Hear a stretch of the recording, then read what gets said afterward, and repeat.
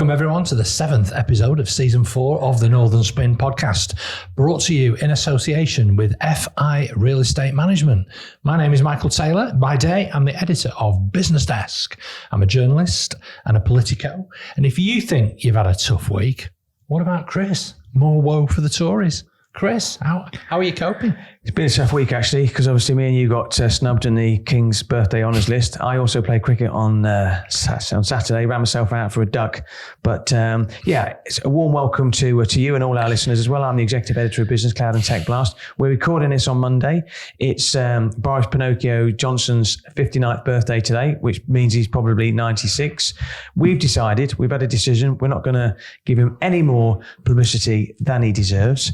And we've also had some nice feedback from last week. Okay. Jordan. Go on, read it out. What we got? We've got some Jordan Acker Half Biscuit Man, which I think is a great handle for a Twitter account. Says, really great episode this week. Do you know why he calls himself that?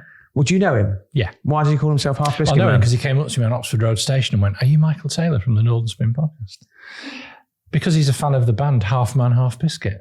Of course. You haven't heard of them, have you? Never heard of him. No, never heard of him. But also, we've also got a new follower on Twitter as well. What did Jordan say? Jordan said, really great episode this week, fellas. Really enjoyed Chris's contribution. I may have made that last bit up. Got a new listener, or got a new follower on Twitter, Matt Wynn, Stockport councillor. We've spoken about him on this pod before. But I've got an apology to make to you and to our dear listeners as well, because every week I ask you whether or not Stockport's Labour MP, Devendra Mishra, is still blocking you on Twitter. The world needs to know. Let's have a look. Still blocking me. Okay, I've got an update because thankfully he's not blocked me as well. And he was recently at the Oval watching the India versus Australia test match as well. So that's what you've missed. Well, I can't see his tweets on cricket or hanging out with fellow left-wing Labour MPs. Okay. Yeah, good. Anyway, we've got a packed show for you this week and a departure from previous podcasts. We're going to do a bit of role-playing later on. I don't know what we've got in mind for that. The mind boggles.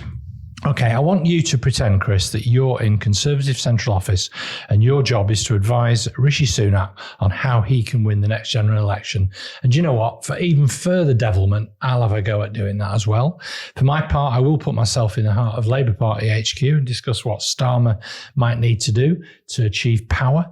But before all that, time for a quick thank you. We couldn't do this podcast without What Media, who expertly produce our podcast every week. We're here in the studio with Charlie and Ellis. They're the kings of video content creation, and they turn our weekly ramblings into the hit weekly podcast and YouTube show that is Northern Spin. They also make us feel part of the team. And on that note, we're going to go to our first interval. FI Real Estate Management is not just your traditional property company. Founded in 1982 and managing assets totaling more than 1 billion, FI Real Estate Management pride themselves on going on the journey with their tenants. FI Real Estate Management, the property company with personality. Just like us, Michael. Indeed, Chris. So we've got some exciting plans for season 4 of the Northern Spin podcast. If you want to join FI Real Estate Management to sponsor the show and reach a growing audience, then please get in touch with Chris or I or our friends at What Media. So our downloads are up 29% in the last 30 days. So if you want to grow your audience, if you want to reach more people, get in touch and be a sponsor of this podcast. So Chris, over the weekend, another Tory MP, this time David Warburton, who represents Somerton and Frome in Somerset, has resigned. Now, just to recap, he'd had the whip withdrawn after he'd been accused of taking drugs and making unwanted advances towards 2 women whilst under the influence. It follows the resignation of Johnson, Nigel Adams in Selby in North Yorkshire, and Nadine Dorries, who told the world that she was going to resign only to hold fire. And then she claims that she didn't get her damehood, her accession to the House of Lords, because she's a working class girl from Liverpool. So what it means is that Sunak is going to face 4 by-elections now. I think Dorries is deliberately delaying hers to inflict further pain when she loses mid-Bedfordshire. And obviously both opposition parties are vying to be in pole position to take the Tories on. Personally, I think Labour have got a fighting chance in 3 of them and should leave the field open in the West Country, in Somerton and Frome in Somerset to the Lib Dems. What do you think? Yeah, I was thinking about this. If you said to each of the parties right now, you said, how many would you accept of those 4 elections? How many would you accept if you were to win now? And I think the Tories would bite your hand off for 2. I think Labour, if they win 3, I think it adds to the feeling of momentum within the Labour Party. I think the Lib Dems have got a very good chance in Somerset as well. I agree with you about Nadine Dorries. I look at that. I've called her Nadine Johnson actually in my notes. Actually, maybe there's something truth in that. Maybe that wasn't just an error on my part. I think for her to come out and say, I'm resigning, and then to say, I'm not resigning, and then to say that there's something going on between a couple of toffee-nosed people to prevent me joining the House of Lords at a time when we've got a cost of living crisis. That's the reason I wouldn't give her any airtime. She's a waste of space, as far as I'm concerned. But what about that video at the weekend? Oh, unbelievable. So over the weekend, the Mirror published a video of Conservative Party workers drinking and dancing at a Christmas party during the COVID pandemic in December 2020. That was when we were under a complete and total lockdown. It wasn't like the vague kind of we'd really rather you didn't at different points of lockdown. And that was, it was the team who were campaigning at the time for Sean Bailey, who was the Tory candidate to be the Mayor of London, to go up against Sadiq Khan. Obviously he did it, he was unsuccessful. And I just think it just smacked of arrogance. We do what we want. There's one set of rules for us. I think the optics of it are absolutely awful. And the worst thing about it, of course, is that campaign team, Sean Bailey, he isn't in the video, but he's in some of the photographs of the people. So he was clearly there. He's been given a peerage in the honours list last week. He's I don't think he'll be running for London Mayor again. Obviously he won't if he's being a peer. Absolutely terrible. I think it just shows the Tories for what they are: arrogant, out of touch, and they think they're better than everyone else. The thing is with the Tories want the whole COVID Partygate situation to go away, but they just need to hold their hands up and sort of say, this is completely unacceptable. But there was some comments over the weekend, which was actually, this was from 3 years ago and the pictures have already been published, and the Scotland Yard have investigated and found no case to answer. Incidentally, puts a lot of pressure on Scotland Yard, this video, because there's a great quote, which I read, which if a picture paints 1,000 words, then a video paints 1,000,000. It's absolutely dreadful. Looks terrible on social media. As you say, the optics aren't great. Well, the thing is, though, the Metropolitan Police haven't prosecuted, and they should have done. And let's not forget as well, Rishi Sunak received a fine for what he was up to during lockdown. And it was interesting. I saw a video over the weekend from the Labour Party with quote after quote after quote, mainly of Rishi Sunak on the campaign trail, whipping up the Tory members who actually didn't vote for him. They voted for Liz Truss, which shows their intelligence. But he's defending Boris Johnson, how proud he was to have served a great leader, how he's not going to rewrite history and trash the reputation of, the man who delivered the 80-seat majority in 2019. That looks terrible, right? And I think it's gonna create a lot of problems for him. I think politicians are allowed to change their mind. And, I've not had a go at Starmer over his support of Jeremy Corbyn at the beginning. Sometimes politicians, it's all about being in the room when you need to make a decision. So sometimes you do say things that you might not actually believe. I don't think Rishi Sunak's ever really liked Boris Johnson, but now's the time for him to stand up and show a bit of backbone. Okay, so let's have a look then at what the Tories have been up to. Johnson cheerleader Brendan Clark-Smith was completely dismantled by Victoria Derbyshire on Newsnight. Let's talk about that. Let's also have a look at the support of the right-wing press. I think we've got potentially some good insights to offer here, particularly as you used to work at the Daily Mail. I do love reminding people of that. But I think we can both summarise, can't we, Chris, that Boris Johnson's a busted flush. Everyone knows it. But the Tories, unfortunately, have got a little troublesome rump of people who will continue to defend him. Okay, so picture the scene. I've been parachuted into the Conservative Central Office. I'm sitting down with Rishi Sunak. I'm saying, Rishi, I said, I love your cashmere jumper, but I'm going to say, you've got some crazies in the party. You've got your Jacob Rees-Moggs. You've got your people on outside the party like Boris Johnson, Nadine Dorries, Priti Patel, etc., etc. I wouldn't worry that much about them. They're not your biggest problem. Okay, so let's come up with a strategy, and I'll probably get a whiteboard, and I would say, well, let's look at your 5 pledges. Okay, get inflation down. Currently at 8.7%. It got a long way to go. It's inflation figures this week. Yeah. Grow the economy, currently at 0.2%. I don't think any of us feel any better. Just on that, at Prime Minister's questions last week, Sunak is making a virtue of the fact that wages are going up. And yet it's the stated government economic policy to suppress wages. And you've done it on this podcast before, saying people can't afford wage rises, particularly if they're teachers or train drivers or nurses. And they don't deserve a pay rise. And they've just got to grin and bear it despite the fact their mortgages are going up. So, what's it to be? What's it to be, Sunak? Is that my thought? Yeah, it's the growth is anemic, but there was a statistic that I read. We're going to talk about home ownership and interest rates later. And obviously people talk about the 70s and the 80s when interest rates were like 15, 16%. The problem is salaries haven't gone up, wages haven't gone up because the productivity is not there, because the growth's not there as well. So his stated ambition is to grow the economy. As I say, 0.2% is nothing to write home about. NHS waiting lists, 7.4 million people in England on waiting lists. So it doesn't feel like winning that one. The stop the boats. He has made a little bit of progress on that by tackling the problem with Albanians.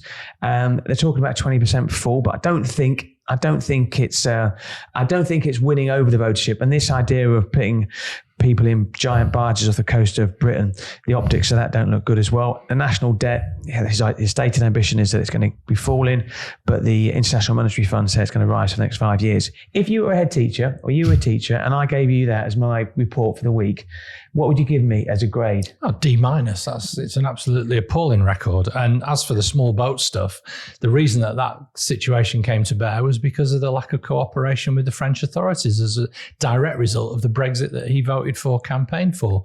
It's the elephant in the room once again. A lot of the problems that this country faces economically, public services, cooperation with other countries is a direct result of the fact that Brexit isn't working. Would you have lots of red lines on my work? Yeah, would you see me afterwards? That was one always used to scare me. Me too. Yeah. The point with Sunak, though, is I'd say that, okay, you're stating everything. You're putting all your chips on these 5 pledges. But I would say they're not your biggest problem. I think your biggest problems run deeper than that. And I think you need to tackle these. So interest rates are currently at 4.5%. We've got 2 young members of the production team. We asked them earlier, a small sample size about their experiences with mortgages and getting on the housing market as well. And their stories to us are typical of other people's. If you've got a mortgage and you need to remortgage in 2024, the odds are interest rate is going to hit 6%. So you're going to be paying an extra £2,900.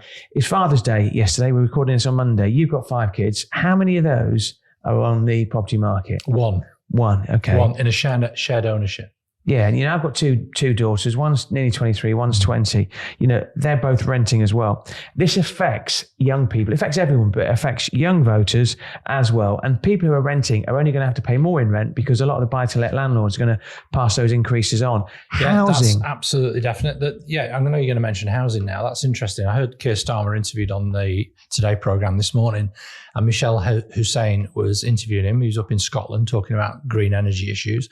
But he made the point that the biggest issue in the housing market is it's not house prices, it's lack of supply. And it might be a net effect that house prices do come down because it's usually by demand and the amount of available capital. Now, if the amount of available and affordable capital for people to be able to draw down that money in order to purchase a house, that's usually the biggest thing that drives house price inflation, that and a lack of supply. And there just aren't enough houses and homes being built. We see lots of cranes on the skyline in a city like Greater Manchester. In London, there's lots of houses and homes built.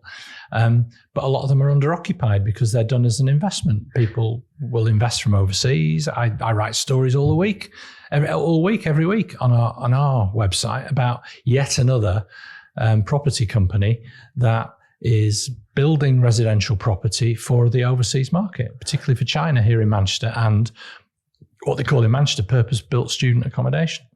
Which presumably is a nice segue into your anecdote about where you were yesterday. Yeah, absolutely. Yeah, you mentioned Michelle Hussein, incidentally, the BBC journalist. I think she's one of the most underrated journalists going. Why underrated? I just rate her. No, I just don't. Well, I think she's one of these people. She just does a really good job. Yeah. Maybe underrated isn't the right word. She just goes under the radar. Yeah, absolutely. On Father's Day, I had to help my youngest daughter move out of her flat. I can tell you that was great. And honestly, the stuff she's hoarded, we found stuff missing out of our house in her drawers that we've lost. It's so we're reunited with a lot of that stuff. I think the problem with housing is the Conservative Party isn't geared up towards building houses, because the blue wall seats where you've got sitting Conservative MPs, they don't want houses in their backyard. So as a consequence, you've got this massive undersupply. This is a big problem. This is the reason why I would say to Rishi, you need to rebuild the Conservative Party, not for this general election, but for the next general election, if he is still in position, if he's still the leader of the party, which is unlikely. All political parties need to have an inspirational and credible offer, right? Boris Johnson had one in 2019, which is why he got an 80-seat majority, which was, I'm not the other guy. But also all the rhetoric about infrastructure and levelling up and, making seaside towns places of opportunity, coastal towns, should I say, places of opportunities, all those places in the northeast that went from red to blue. And yet there was nothing behind it. No, it was just rhetoric. And I think what Labour and the Conservatives, neither of which at the moment have got an offer that has particularly inspired, because I think people are mired in cynicism. They just see all these broken promises over the years that haven't been fulfilled, and they think that nothing's really working anymore. But that's the point. So, interest rates are huge, housing huge, social care. I've seen with my own eyes some of the challenges that the NHS are facing at the moment. But the NHS problems are linked to social care, which has been a Cinderella service, the health sector for ages. Last week, Health and Social Care Secretary Steve Barclay, he gave a speech at the NHS Confed Expo in Manchester.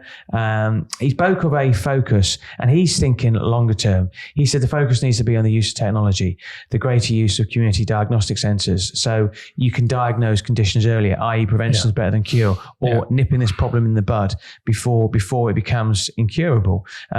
But there needs to be serious investment in social care because, and like I say, I've seen it with myself, patients are blocking up hospital beds unnecessarily. So, okay, back to you being a teacher, you've got your red pen out. I say to you, okay, Mr. Taylor, what mark do I get as a Conservative for my history, my record on interest rates, housing, social care? It reminds me of a lad I was at school with who got his slip back for his A-level results, and it was FOFF. Yeah. And that's what I'd give you. Yeah, absolutely. So the thing is, you would give him an F, and I would say, if I was talking to the Conservatives, I was saying, right, I want you to write 100 lines. Must do better. Well, I think there's quite a few Tories who would quite like to do 100 lines, but let's not go there. Right. So let's move on a bit. I'm sorry to keep pressing you on this, but, imagine you're in Conservative central office, coming up with a plan for how the Tories come in the next election. Let's have a think about what we think their strategy might be and what sort of tactics we're likely to see in the next, maybe over the summer, how they're going to be cooperating with their friends in the right-wing media. What do you think their strategy is going to be to potentially save the next general election? What are we going to see a lot more of? I'd give them certainly a 5% chance of winning the next election as things stand at the moment. So Sunak has got to show improvements on his 5 pledges. It's the inflation rate figure. If that was to drop to say, below 8, that would show signs of moving in the right direction. He's got to tackle the issue of food inflation. You called it greed inflation. We're going to talk about that later as well. He's got to be doing something as regards to housing and social care, but I think they're longer term problems. I think what I would say to him, I say, Rishi, block out all the white noise.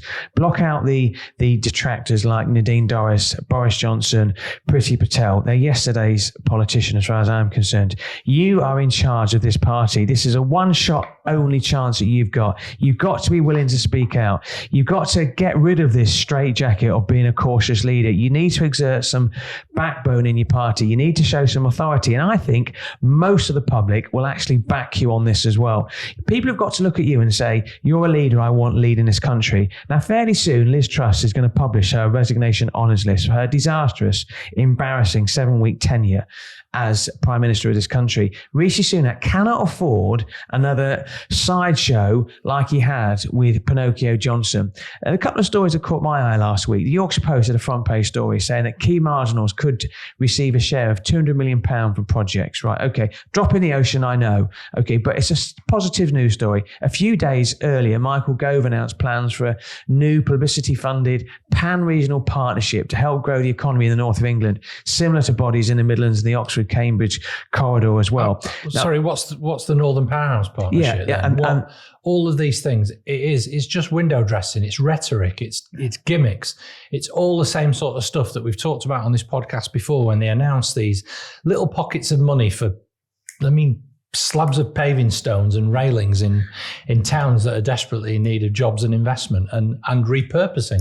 That's the point. Absolutely shocking. That's why I agree with you. The point about this new pan-regional partnership is somebody said, well, what are the elected mayors doing? You're not going to get that through. That's not going to make any difference before the next election. So I'm saying, Reece, you need to get rid of this window dressing, because that's what it is. If you were a business and you need to look upon this as a business plan, okay, you've got to hit your KPIs. So imagine the mood music. Imagine the way the nation would feel if Rishi Sunak could address the nation in 6 to 9 months' time and say, hey, everyone, inflation is at 4%. Not great. We want to get it back to our targeted aim of 2%. Growth is up. We know we're growing at 1%. Interest rates are coming down. So all you people with mortgages and remortgages, don't worry. There's help coming down the tracks. Hospital waiting lists are falling. And I'm not just talking about 18 months to 2 year hospital waiting lists. I'm talking 12 months and less. The problem is this, right? There is no positive news.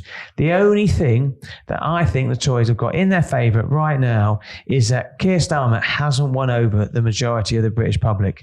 It's Labour's to lose. It's been another tough week for the Tories.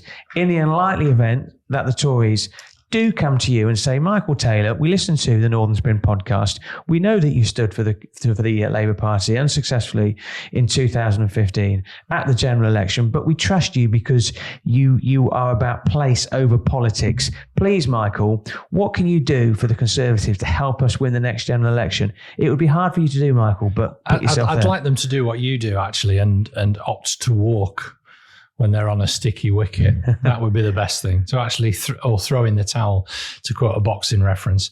I think there's probably, but seriously, you've set me up that challenge. There are two things for Sunak in particular. Number one would be to appear statesmanlike and concentrate on what is going well. I think that's tough because not much is going well. There is a sense that everything is sort of falling apart and not working. Some much better media management to paint Boris Johnson as the past and all his acolytes as relics. That's going to be difficult because he's now got a berth in the Daily Mail, and present himself as serious, competent, and the man with a plan. Now, I think he's tried to do all of those things, but not very successfully. The other thing is attacking Labour relentlessly as the party who elected Jeremy Corbyn as their leader, who say one thing and would do another, and they'd also reverse Brexit. Now, I know that's pretty much what the right wing of the Tory party do all the time. I've heard it at Prime Minister's questions. I don't like it. It really winds me up when he says it. But I think it's probably the only drumbeat and the only hope that they've got left. Do you think there's any way that Conservatives could win the next general election if it was 14 months from now? No, I don't. But there's a number of different scenarios that aren't Labour having a 50-seat majority. I think one of the difficulties is the Tories have got no friends left.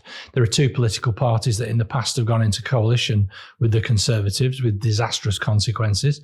The Democratic Unionist Party in 2017 and the Liberal Democrats in 2010, both of which resulted in, electoral Armageddon for both of them afterwards. It didn't work out.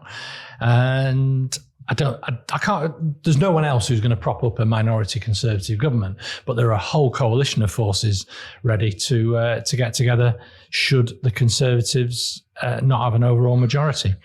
But on the subject of the Labour Party, I think that they're doing all the right things, but they are being honest with the public, which is they're not going to promise milk and honey tomorrow or the great sunlit uplands or a land fit for heroes. They're just not in a position to be able to do that. You're with not the current gambler. economic circumstances. You're not a gambler, are you? No, you're not a gambler. all. Okay, No. but just say hypothetically, because I've just said you've just dropped into the Conservative Central Office, and I said to you, what will you take right now at the next general election?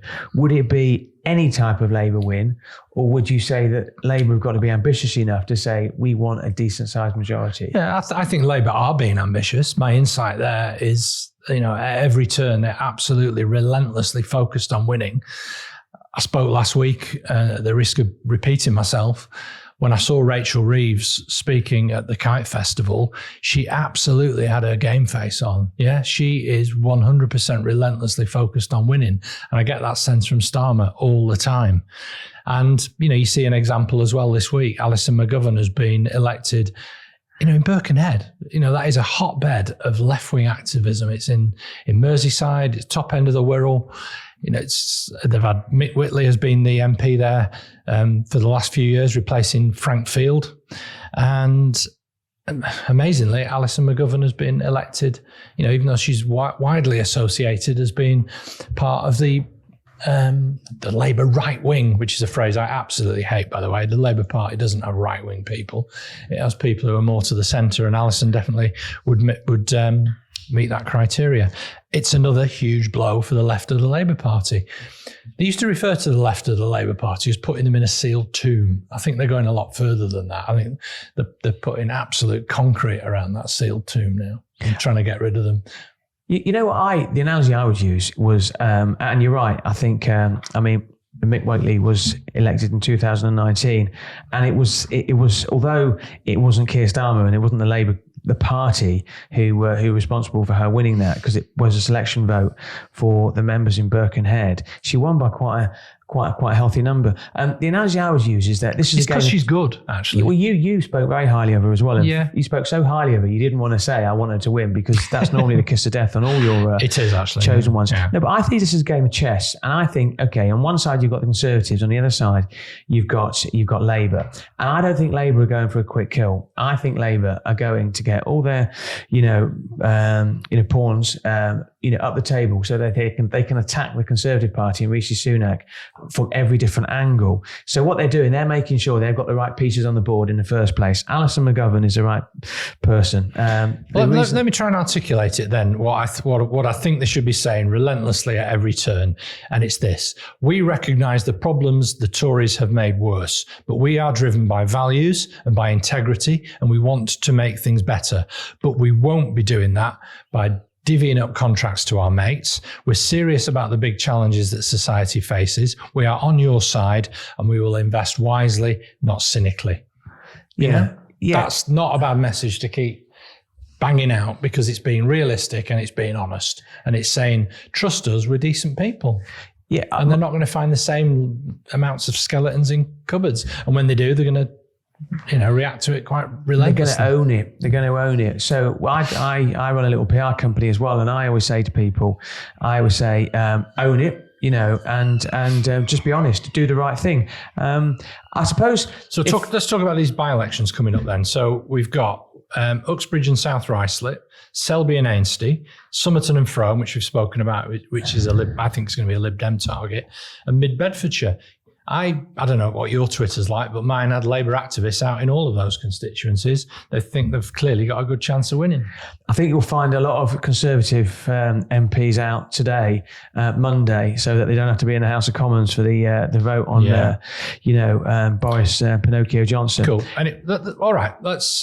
We've sort of done the by-elections a bit, haven't we? Well, I want to mention one thing though, because I think it is worthy of note, is that Labour's candidate for Selby and Ainsty is Keir Mather, Junior Keir. He's only 25 or 26. He'll be the youngest candidate in the House of Commons if he wins. And what I think is interesting, in the same seat, the Tories thought they had a candidate, Michael Norton. He's withdrawn over the weekend because of unforeseen family medical emergency. Now, we don't know what that is, but I think what it goes to show is that, like this game of chess that I alluded to earlier, that the Labour Party have got all their pieces in the right places, so that when the election pin is called, they're in position to attack Indeed. Right. Before we go to the break, Chris, I can't let you get away with not being able to comment on the media coverage of Boris Pinocchio Johnson leaving office. Now, you used to work in the Daily Mail newsroom. Yeah. So given what you said last week, you must be absolutely furious that they've signed up Johnson as a columnist for a reported £1 million. And the way in which they did it as well is clearly cocking a snoot once again to all the established rules that he doesn't think apply to him, because he took the job really quickly and didn't let the government committee on business appointments know. Yeah. Give us some insight. So 1 year after you leave office, if you're a government minister, you've got to inform the Advisory Committee of Business Appointments. He apparently gave him 30 minutes notice. So once again, another example of Pinocchio Johnson cocking a snooker authority. Now, I think the bigger issue here isn't about Pinocchio Johnson, it's about the media. Every paper, it's a little bit of insight, every paper's got a particular bias. The Daily Mirror is obviously Labour supporting. If you look at what Tony Blair did, and Alastair Campbell, before the 1997 election, they flew to Australia and cozied on up to Rupert Murdoch. They recognise the value of the press. The press isn't as important, as influential as it was back then. So it's no surprise to me to see Pinocchio Johnson signing and taking the coin of Paul Dacre in the Daily Mail. I want to show you a couple of examples of how partisan, not just politics, but how partisan the media is. So last week we saw the Partygate report. It was as damning as it could get into Johnson's activity. He would have been given a 90-day suspension, which is massive. It was huge. This is a Daily Mail front page headline: the most spiteful stitch-up in history of politics. I'm thinking, it's a bit like going to a football match and thinking, have I been to the same football match as the guy who's just written this report? The Daily Mail columnist Richard Littlejohn said this wasn't a kangaroo court, it was a lynch mob. So they are writing for the Middle England GB News viewers. That's what they do. Let's not forget, Johnson repeatedly nominated the Daily Mail Group's editor-in-chief, Paul Dacre, for a peerage. He's desperate to get into the House of Lords. At every turn, he gets overruled. The Mail will use Johnson's profile to push their agenda, which is being pro-Brexit, anti-immigration. So people like you and me, I'll describe us as being either worldly wise or cynical, probably a mixture of the two. I think we can see through cronyism. We can call it out as we see it. The readers of the Daily Mail and the Daily Express, or the viewers of GB Group, they are not as discerning as we are. And the danger doesn't come from Boris Pinocchio Johnson. It comes from the mainstream media peddling these lies. Well, is it mainstream? I mean, it seems to be drifting towards the fringes ever more. I mean, I just absolutely abhor the Daily Mail and the values of sort of just hatred and loathing and division that it pumps out all the time. I mean, Little John, what an absolute knob. Can't abide him either. On that note, I think I need a glass of water and a lie down, because I'm quite wound up now. But yeah, if you want an outcome from this election, I think the Tories should just throw in the towel and say, we're not fit to govern, we haven't got any ideas, let's have a general election, put us out of our misery. And on that note, I'll see you on the other side.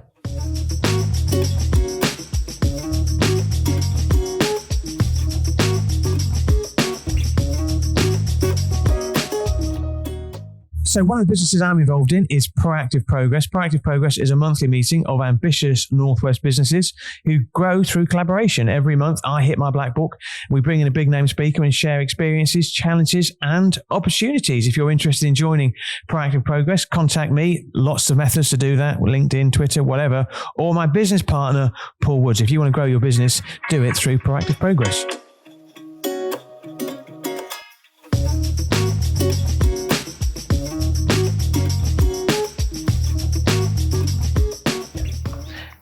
So welcome back to part 2 of Northern Spin. This is a section, anything to see here, and there's a few things. There's no football on the telly at the moment, other than these nondescript international games. But you want to talk about Wigan Athletic, just been bought by a local businessman called Mike Danson. Why do you think that's so important? I think the word local's working quite hard there. Mike Danson owned a business called Data Monitor, which he sold for a big chunk of change, and then he's invested in another data business.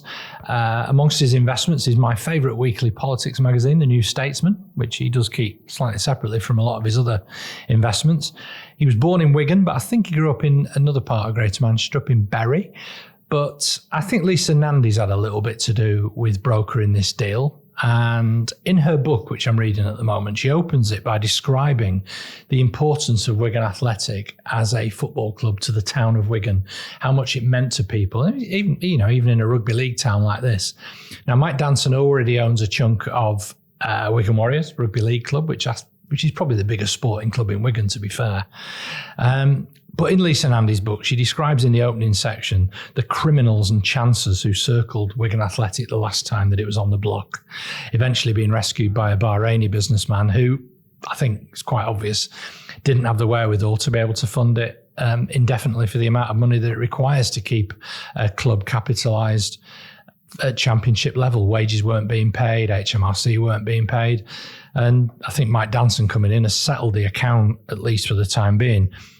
My worry for Wigan, though, is there's no upside, right? You look at a club like that and you think, is it a sleeping giant?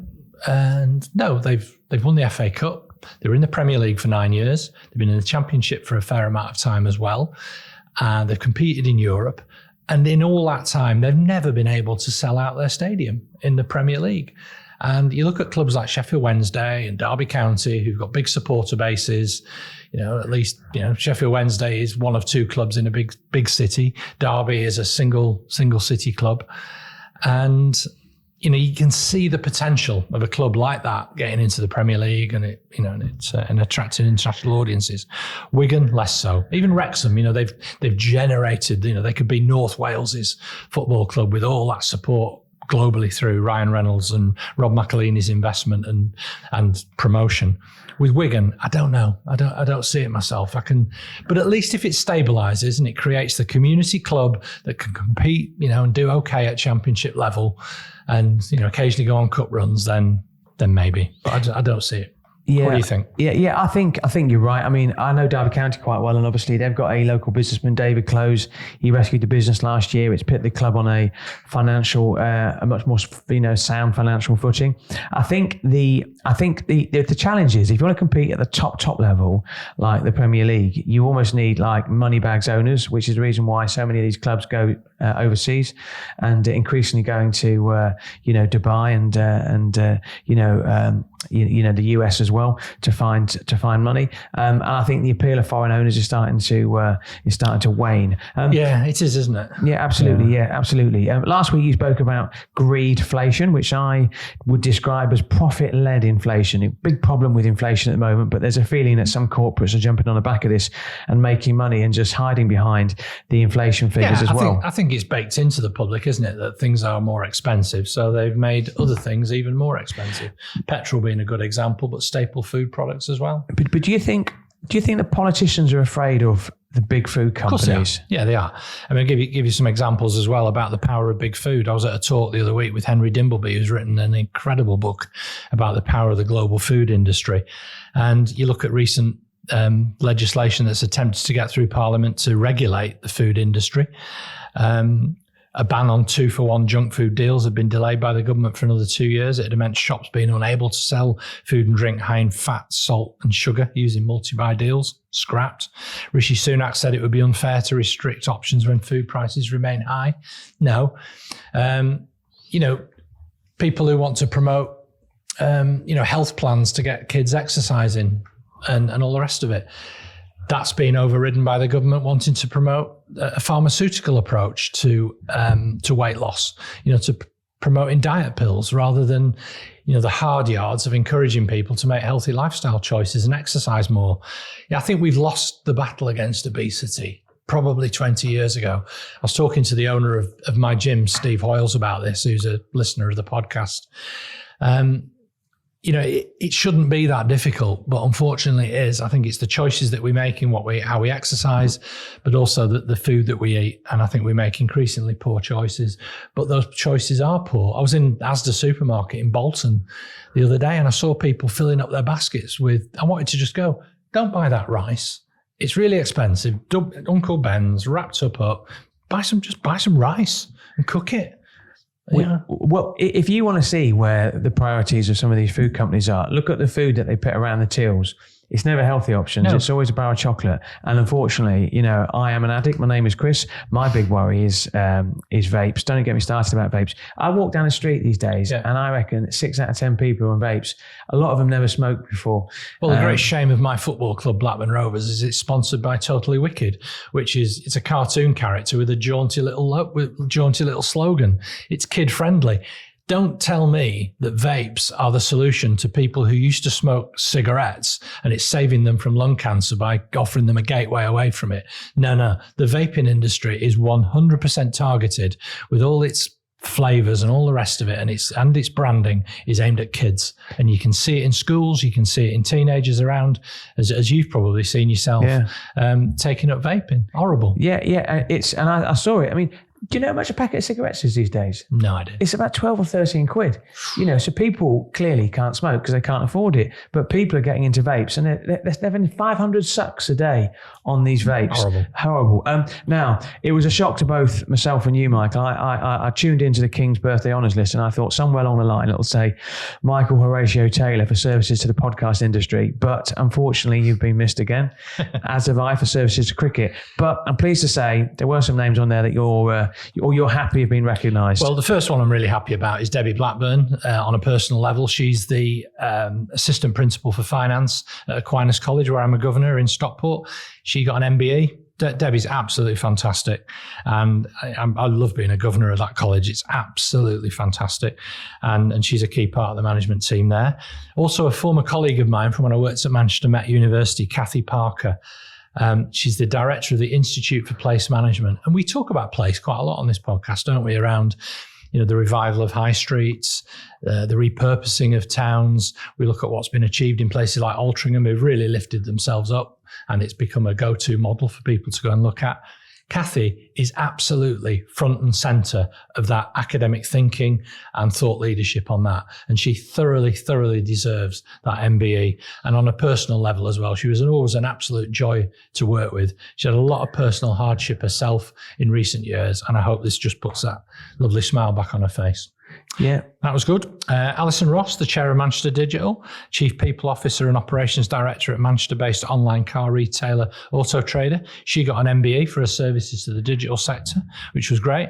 And Erica Rushton, if you remember, we interviewed her on when we did a special pop-up podcast at the Better Business Summit in Manchester in January. Erica was one of our guests. 62-year-old, described as a creative economist and the founder of the Kindred Liverpool City Region Community Interest Company. Straight talker, wasn't she? Oh, she was fantastic. Yeah. And then let's not forget as well, Andrew Stokes, former Chief Executive of Marketing Manchester. Drew Stokes. Drew, as they call him, yeah.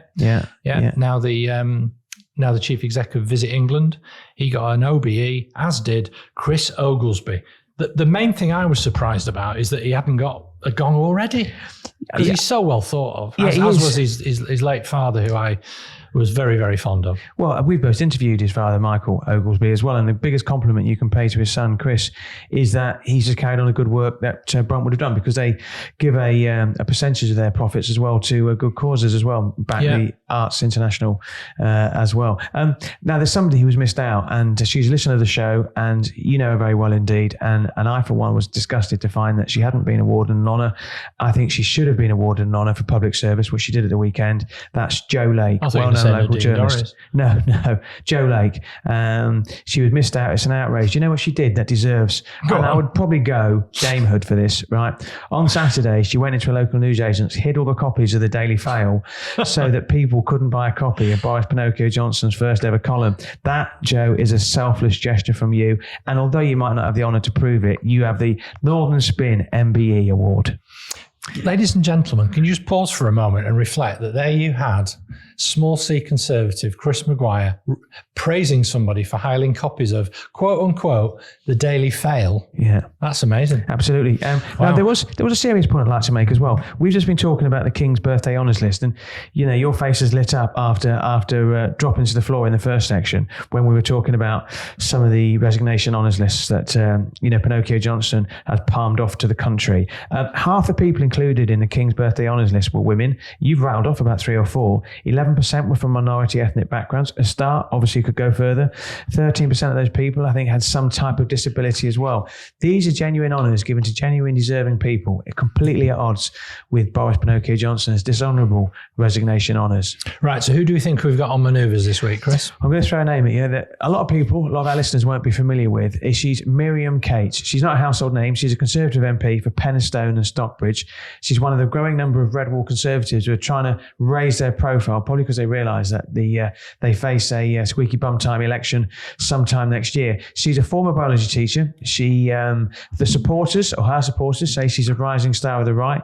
She's not afraid to speak her mind. She's spoken about rising property prices and helping young people to get on the housing ladder. It's something we spoke about earlier on this pod. Lee 30p Addison has endorsed her. She's just got herself on Twitter, and that's one of the reasons why I spotted her and one of the reasons why Lee 30p Addison endorsed her this week. She's definitely on manoeuvres. Yeah, so that's going to be a key target seat, Penistone and Stockbridge, just on the outskirts of Sheffield. That's one to watch, I think, in the general election. So I think she's on manoeuvres to raise her profile and fight maybe a personality-led individual battle along. It's interesting along the lines of people like Lee 30p Anderson. Yeah, absolutely. Yeah. This is out with the Northern Spin, so we like to follow and focus on the North. But actually, there's 3 names I want to draw to your attention because the London mayoral election is going to be a real sort of bellwether, really.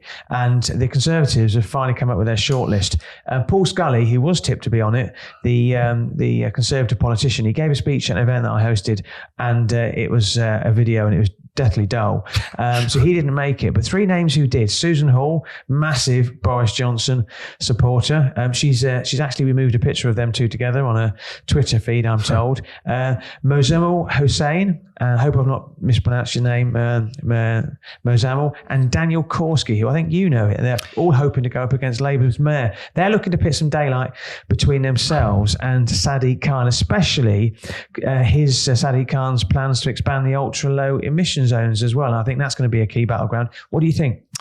I don't know the first 2, but I do know and have met Daniel Korski. I gave him a tour around Manchester a few years ago. He used to work for David Cameron, and he's describes himself as a centrist conservative. I think he's trying to put forward a kind of a jaunty pro-business agenda. I think he's the sort of Tory I think you'd quite like. I think, to be honest, I quite liked him. He was very amenable company. And I think he embodied that kind of George Osborne, David Cameron sort of Toryism. But frankly, I don't think he'll win. I think Susan Hall will. You couldn't see any of those winning, though, could you? Because, I know against Sadiq Khan. Yeah. No, I meant for getting the Tory nomination. Yeah, but could you see him beating Sadiq Khan? It's his third Sadiq Khan isn't that popular. I talked to my friends in London, and they think he's a bit of a wet lettuce. Right, okay. I heard him interviewed on the radio recently talking about some of the issues around the congestion charge and low emissions and all that sort of thing. And he's very pro-immigration, as you'd expect from that background. I just think there's an outer ring of people in outer London who, just that there was in Greater Manchester that rose up against Greater Manchester's clean air zone. I think maybe there's the beginnings of a rebellion against Sadiq Khan. And this is why the ultra-low emissions zone I don't think he'll lose, though. It's going to be so important. Right, on that note, we're going to go to an interval before we come back for part 3, which is the fun part.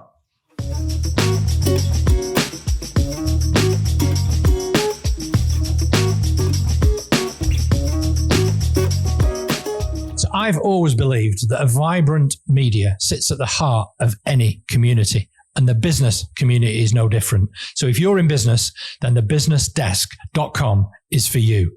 We're up with the lark every morning to bring you the day's business news. We have regular events, credible news, and lots and lots of other events to bring people in the business community together.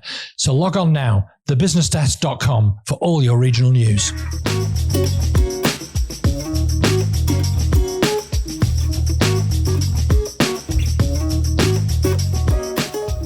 Well, welcome back to part 3 of episode 7 of season 4 of Northern Spin. It sounds like one of those music compilation CDs that you get now, 99. What have you been up to this week, Michael? Well, yesterday I went up to see my dad for Father's Day, took 2 of my lads with me as well, and Rachel and my wife, and we had a lovely time. We went to this place on the Crookaloon, which is a lovely beauty spot where we always go. But horror of horrors, Woody's burger place, its grill had broken. So we then relocated and we went to right outside Morecambe Golf Club, overlooking the most beautiful view in England of Morecambe Bay. And we went to the Bayview Shack for a burger. And I can tell you, Chris, that if it's good enough for Tyson Fury, it's good enough for me. Do you know Tyson Fury goes there? Yeah, I know he lives in Morecambe, doesn't he? He does. So apparently he was interviewed on Radio 5 Live. Now, I haven't done any impersonations on this podcast or accents for different places, but he was interviewed by Steve Bunce and is it Steve Costello as well? Yeah, Mike Costello. Mike Costello, yeah. And they said to him, are you lining up to do all these fights in Saudi Arabia and these this battle with Anthony Joshua? It's all about the money, isn't it? And he said, it's not about the money. If it was about the money, but it's not. I live in Morecambe, for God's sake. I don't need the money. I can walk out of my house and buy a burger for £1.50. I have to say, he could be in the room right now. But he did say that, and apparently the place that he does go to buy his burger for £1.50 is Bayview Shack. They've put their prices up since he did that interview.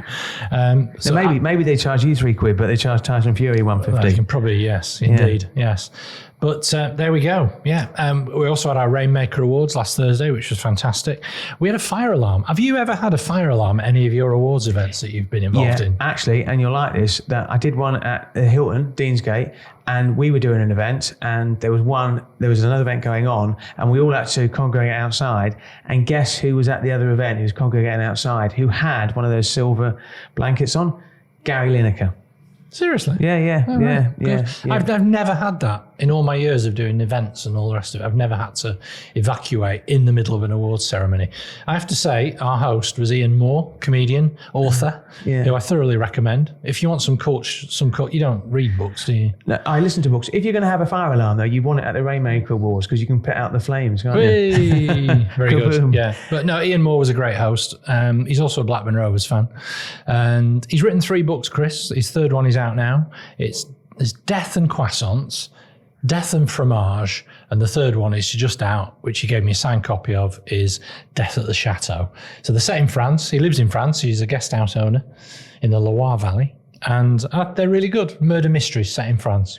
I looked at your Rainmaker Awards, as I do, look at all your stuff as well. Delighted to see that your Rainmaker of the Year was MHA Moore & Smalley's corporate partner, Andrew Feek. He spoke at an event that I did recently, actually, a round table, and I thought he was a really good guy. They were starting to make some real headway. And don't forget our Changemaker of the Year, Nikki Merritt from Quartus. She got Changemaker. Again, really, really impressive person. Spot on. Now, I'm a bit nervous for a couple of reasons, because obviously I'm a big, big cricket fan. The Ashes are on. We're recording this on Monday.